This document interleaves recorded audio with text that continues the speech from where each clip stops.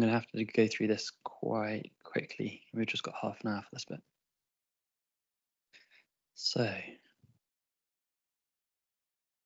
this is the outline.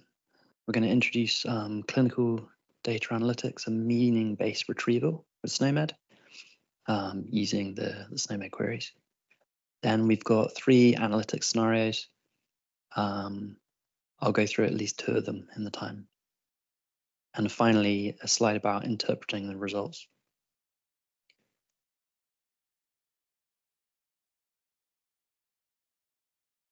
So what is data analytics? You know, in a broad sense. One definition is it's the discovery and communication of meaningful patterns in data.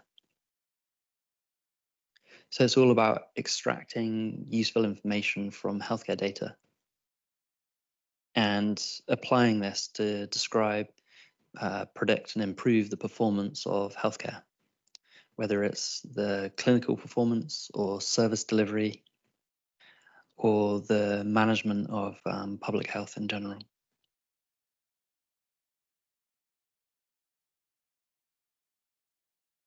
So data analytics can be performed over individual health records.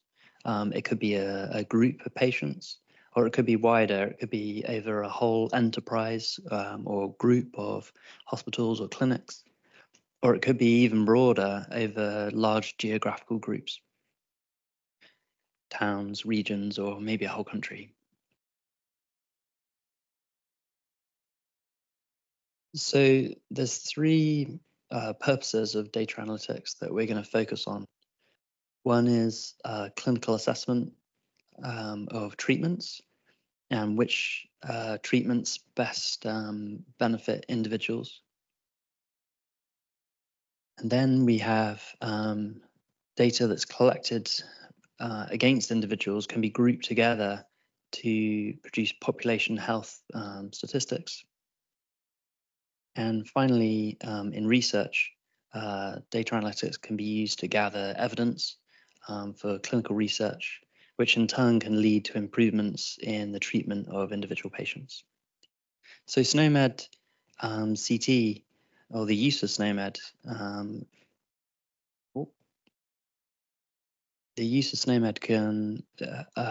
has the ability to provide actionable analytics in real life to clinicians. So SNOMED supports the ability to record very granular patient data, and it allows the clinicians caring for the patients to record the patient characteristics using clinical language. And these characteristics can then be used for population-based analytics. And they can also show the clinician to get a better understanding of the patient's condition. And they can measure the effects of individual treatments. So there's kind of a cycle of data where data is collected for individuals. We can monitor health trends for population. We can in turn use the data for research, and then the research can improve patient care. So as we saw this morning, SNOMED is a semantic network of clinical meanings, and we can leverage this in our data analytics. Let's look at some examples of how we can use the graph, the knowledge graph. If we look at the disorder pneumonia, we can see that it has multiple parents. It's defined as being a disorder of the lung and an inflammation of the lower respiratory tract. And these concepts in turn are defined using multiple parents. This one is an inflammatory disorder, and it's also a respiratory disease. And all of these finally go up to a root of disease. So how is this useful? We're going to introduce some other types of concepts and see how they're linked. This is a simplified extract of part of SNOMED. There's actually many other levels, more connections. If we wanted to select all types of inflammatory disorder, we could use the hierarchy and this structure. So we would say, give me the inflammatory disorders and all descendants. And that the query engine will navigate down through the hierarchy, and it will actually, with these examples, it will select every concept: the colitis, appendicitis, pneumonia, and bronchitis.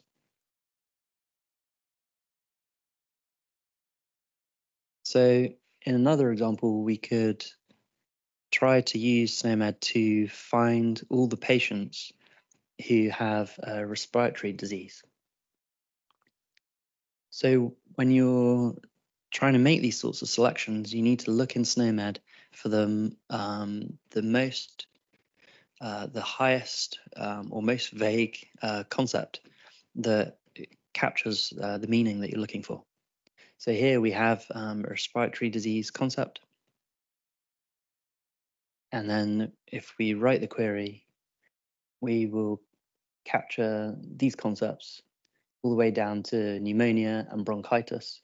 We won't catch the other two types of concepts.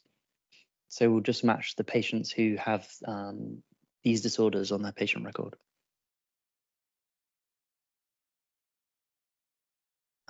We've got another example with lung disorder, which is lower down. It won't match appendicitis, obviously. It will only match those with pneumonia. So that's examples of using the hierarchy for selection. Now let's have a look at how the defining relationships, the attributes, could be used. Here we've got a variety of disorders, and some of them share common attributes. For example, both the colitis and the dysplasia of colon happen in the colon structure. And again, these disorders share various body structures.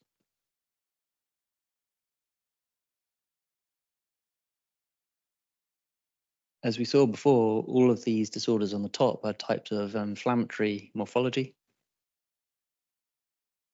And these new concepts that we've got at the bottom have got other types of morphologies: dysplasia, fibrosis, and abscess.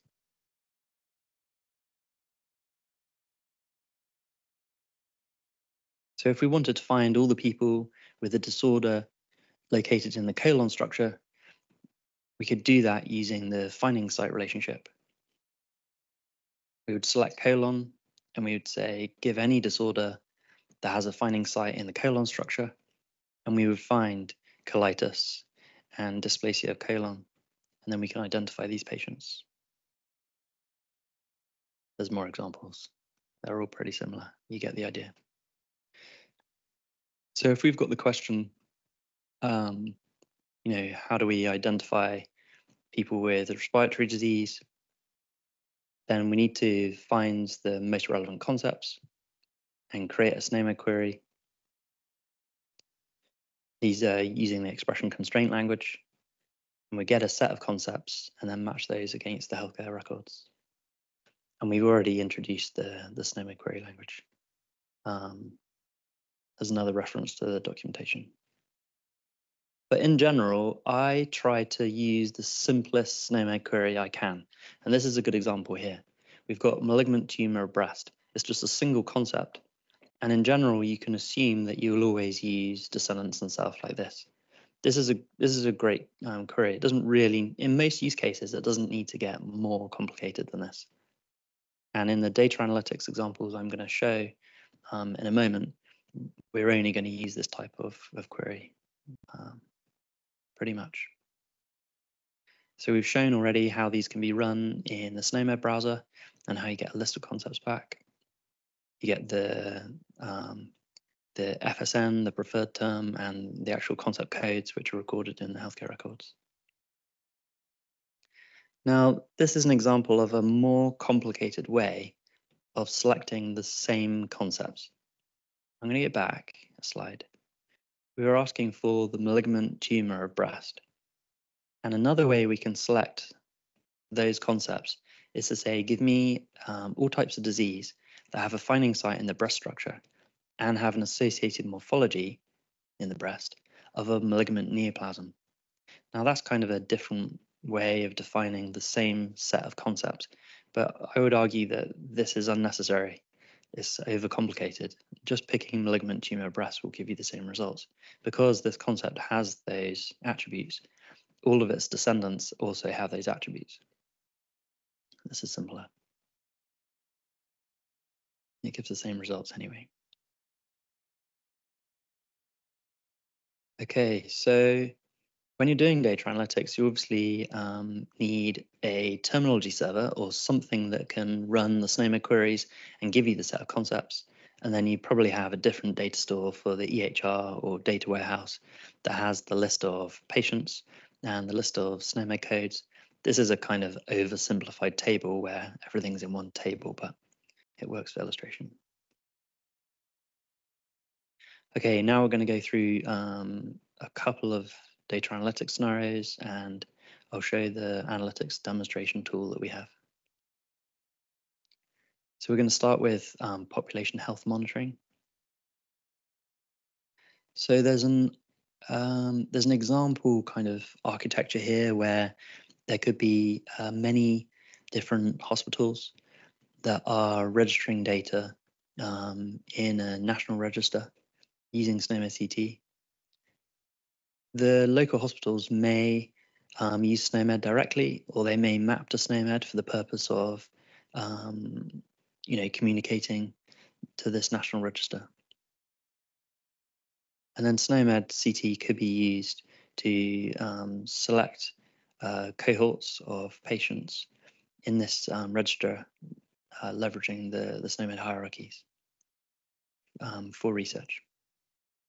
So let's consider, I think we've got 6 different disorders, and we want to summarize and aggregate information at a national level to identify the trends and the patterns across the whole population.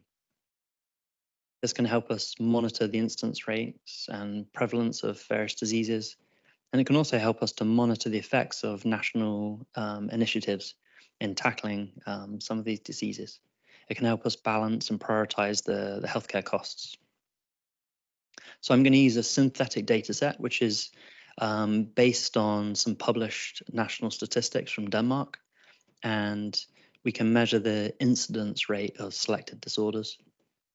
There's a small, 1 million person population loaded into the tool for demonstration purposes.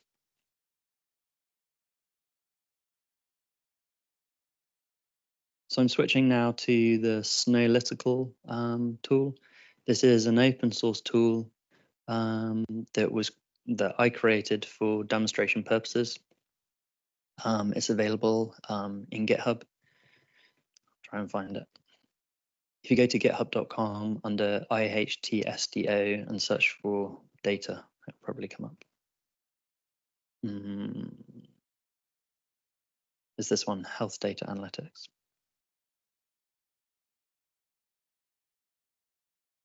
So in that project, there's a generator for the synthetic data.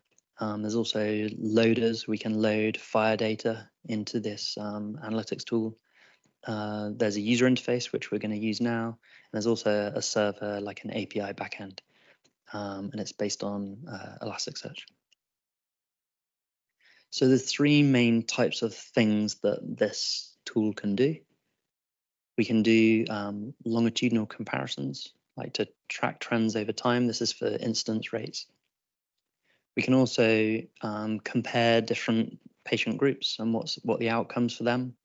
And we can also compare different treatment options, again, to measure the outcomes and correlations between different treatments and what happens next.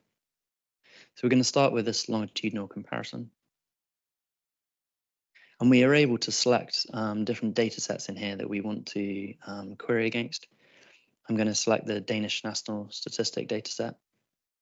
Again, it's synthetic data. We're interested in patients of both gender. It allows us to define a cohort, like there could be some prerequisite for being in the cohort. But I don't want to set that. I'm just going to take everybody. Now the time period, the data represents a 20-year study. It's from 2000 to 2020. I'm going to put in the first day of 2021 as a cutoff.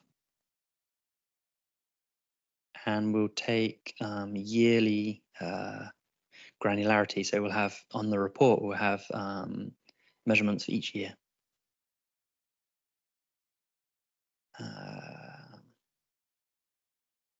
So then we can measure various outcomes.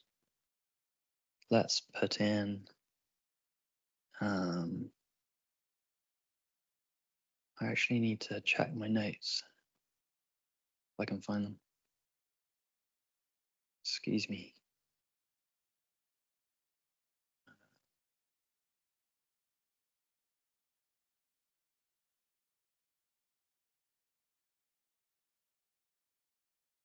Interesting.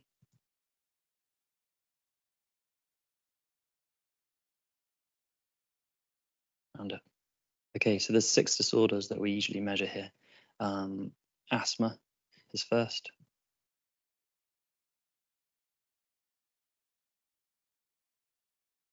So this tool allows us to build up which outcomes we want to measure. We can pick the type of outcome.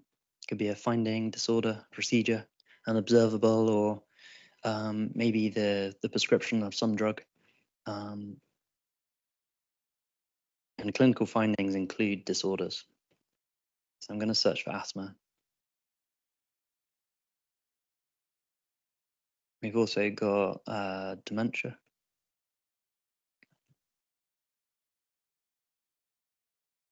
And as I add these, because it's a demo tool, we're showing in the tooltip which SNOMED query will be used. So here I'm looking for all types of asthma because we've got all descendants and self. We're also going to measure COPD. This is a chronic obstructive pulmonary disease or lung disorder. We also want osteoporosis, which I can't spell, so I'm going to paste. It's here. And then we've got both types of diabetes. Diab 1. I'm using the multi-prefix search.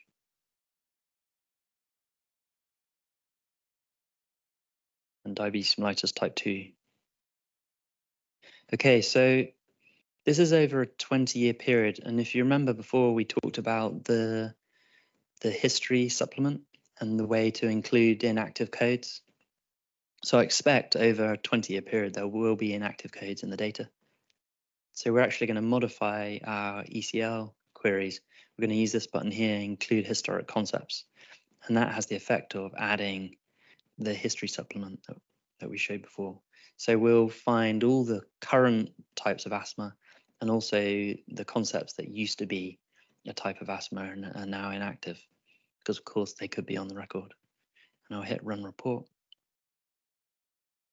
And then we've made a request to the API, well, many requests, one for each year, and we can plot the instance rate across the 1 million patient population. So what can we do with this? We can see that asthma was kind of spiking around 2003, and then since then it's started to come down somewhat. We can see dementia is pretty stable. It's not really increasing over this 20 years. Lung disease in general is looking really good. It's right down the incidence rate. Osteoporosis, there was a bit of a spike in 2010. Diabetes mellitus type 1, nothing's happening. It's just flat. And type 2, again, there was a spike in 2010. So we can see that both asthma and lung disease have got a downward trend. And in Denmark, they've actually published the times when they had different national strategies to tackle smoking. And they can see in their healthcare data that after they've banned smoking in certain places and made it more difficult to get hold of cigarettes, that it's had a dramatic effect on the incidence rate of both asthma and pulmonary obstructive lung disease. So that's positive. It'll be nice to track those events on this timeline as well, I think, when the national programs came into effect. Is there any questions on this one? Fairly basic. I think the interesting part is the history supplement. All right, we're going to go on. I've got too many tabs. We're here. As well as it's really common to have national registries based on ICD, and there's benefits of using ICD because there's a low number of changes in ICD. It doesn't change very much. For many years it stays the same. The codes are already classified into very high level categories, and those categories don't overlap, which means you won't be doing any like double recording of codes. But on the other hand, you really need to understand ICD well to be able to do analytics, certainly. But the purpose of ICD is really for statistical classification, statistical analysis at a national level. If you alternatively use SNOMED for these diseases, you could do more selective and explorative analysis. You could create queries in a more ad hoc nature, like you could create new queries without having to change SNOMED. And also, you could map to ICD for the statistical classification. You could do both. It's an idea. It's like a hybrid approach. So, as well as some benefits of using ICD-10, for example, SNOMED CT changes frequently, and that's good and bad. It's good that it keeps pace with evolving medical knowledge. But of course, if you're not using queries to maintain your subsets, then it's more work potentially.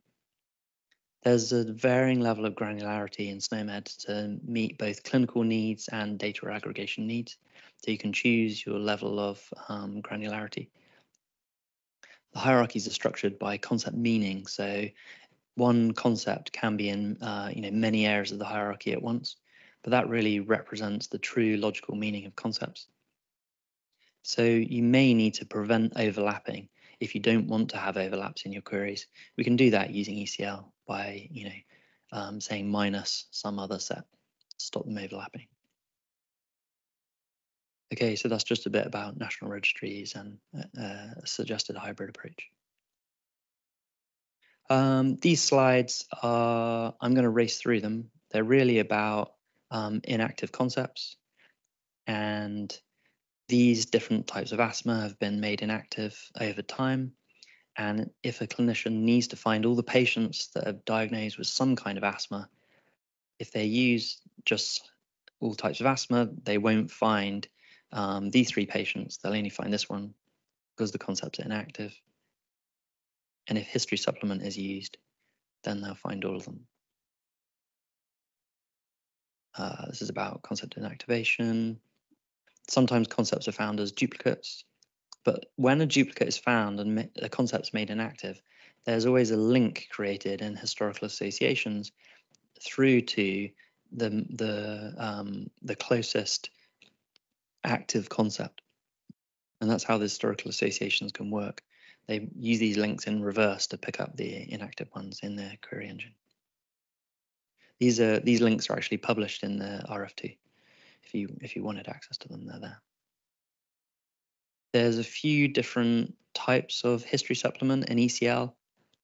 You can say plus history min, and then you'll only get the concepts that are thought as exactly the same as the active concepts. But there's a wider net available as well. You could say history mod, or in the examples we just said history. And that basically takes all types of historical association. So they might not be exactly the same as the concepts that you're selecting.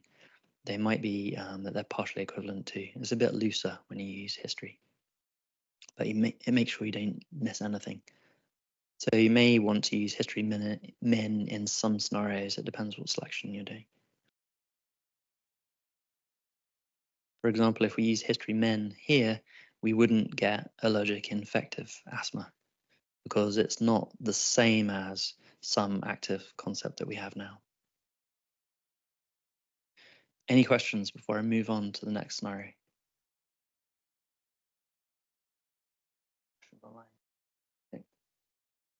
Okay, we've got, I'm gonna spend about 5 minutes on this next one. This is about preventative measures and improving the quality and efficiency of care. So this scenario is based around the time of COVID when the virus was causing mayhem and no one really knew who was most at risk. So it was difficult to prioritize care. So we've got a data analytics scenario, which I'm going to show in the tool, where the patient group is all the people who have the COVID-19 virus detected. They've taken a swab or something. We're interested in measuring these outcomes for this patient group. The people who have pneumonia due to COVID, we know it's a really serious disease and there's a high risk that people will go on to die. And we know that the clinicians, at the time of COVID, had suspicions that these were some of the risk factors. Like there seemed to be some correlation with obesity and diabetes and hypertension between those these risk factors and the patients experiencing poorer outcomes. So we're going to use the tool to measure. We're going to select all the patients with COVID-19. We're going to select all the patients who have pneumonia caused by COVID-19. We're going to select all the patients who, on the patient record, have a finding of dead. They died. And then within those, we're doing some set theory.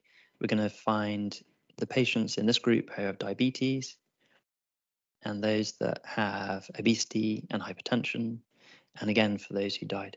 So we're going to measure everything and figure out what the correlations are between these risk outcomes and patients who died, and these risk outcomes, these risks and the pneumonia outcome. So we're going to go back to the start here, and we're going to look at the patient group comparison. And after the session today, if you'd like to play around with this tool, you can set it up on your local machine. You could load your own data into it. It's a nice way to explore your data and test some like high-level hypothesis before kicking off, like proper, piece of research. It's like a quick way to do some exploration. So we're going to do our patient group comparison. I'm going to take the main hospital cohort, and we can see here we've got about 1.2 million patients. We're interested in both males and females, but they do have a requirement that they need to have the COVID virus detected.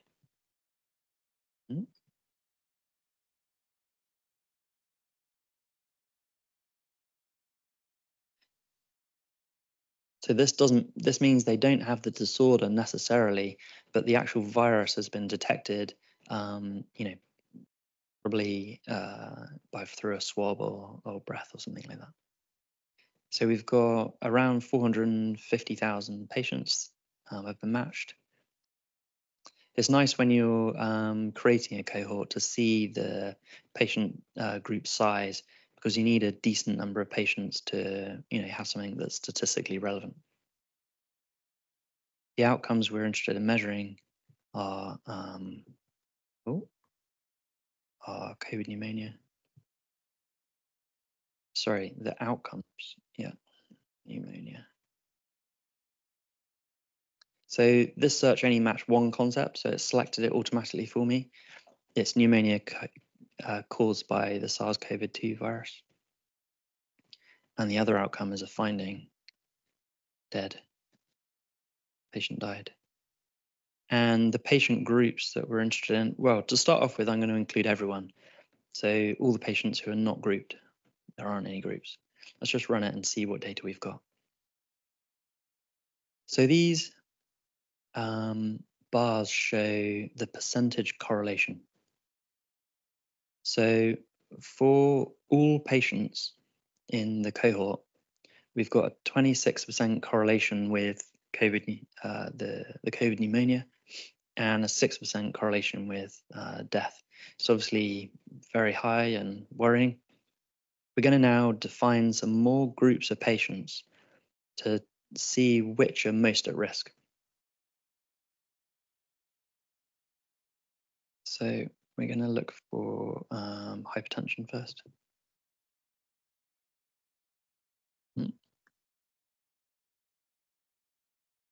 Hypertensive disorder. And I can put type up here to give a label for the graph. Let's run that. Now for the patients in the group, in this patient group with hypertensive disorder, have got an even stronger correlation with COVID pneumonia and 9% with death. And that's had the effect of shrinking this group, because these are the patients that are not in any other group that we've defined. And we found that the correlation shrunk for these guys, and the death correlation has fallen as well. So it shows that the hypertensive group, is relevant. It's like a big proportion of those affected. Let's build up some more. We're going to add diabetes.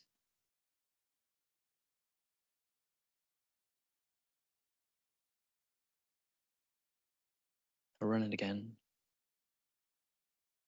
Again, they've got an even stronger correlation, and it's had the effect of shrinking the ungrouped patients down to 13% correlation for pneumonia. There's only 1% for death. So I could go on and define more groups. I could define groups of patients who have got both hypertension and diabetes. Obesity was the other one. But essentially, this is a nice way to do quick selections on the data and to see which comorbidities are most strongly correlated with these outcomes. So I suppose what you can do with this data is probably suggest that those patients who have hypertension or diabetes, which are already identified on their record, you may want to prioritize their care. You may want to keep them at home if it's in the case of an outbreak of some infectious disease. You may want to give them the vaccine first because they're most at risk of death, something like that. So yeah, it's really, once you've recorded the data and start using it, especially in the case of an outbreak of some infectious disease, having the data, as quick as possible and coded nicely is so important. And again, we're using SNOMED queries here, so there's many different types of diabetes recorded in SNOMED. There's many specific types of hypertension. In the data, the synthetic data that we're running against, all of the types of hypertension and diabetes are represented. We hardly ever use this high-level concept because we want to leverage the queries. We assume it's really accurate and high-quality healthcare data.